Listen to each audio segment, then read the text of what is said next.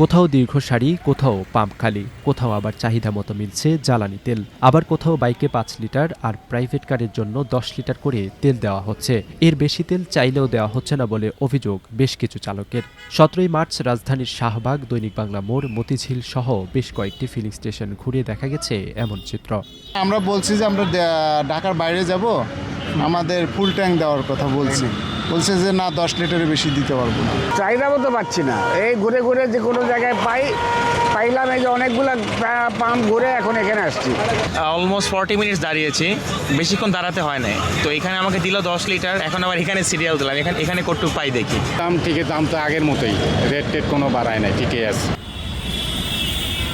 গত ১৫ই মার্চ সরকারের পক্ষ থেকে রেশনিং পদ্ধতি তুলে দেওয়ার কথা বলা হলেও কোনো ফিলিং স্টেশনে আগের নিয়মেই বিক্রি হচ্ছে জ্বালানি তেল। পাম্প কর্তৃপক্ষ বলছে সরকারের পক্ষ থেকে কোনো চিঠি না পাওয়ায় আগের মতোই দেওয়া হচ্ছে জ্বালানি তেল।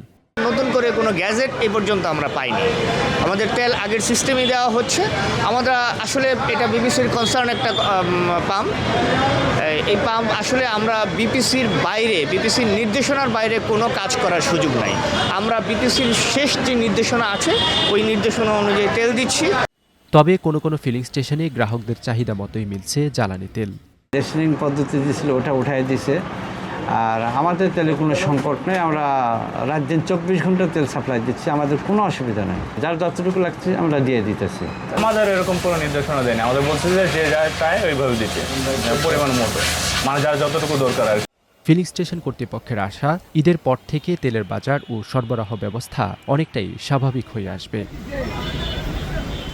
শাহাবুদ্দিন, প্রথম আলো, ঢাকা।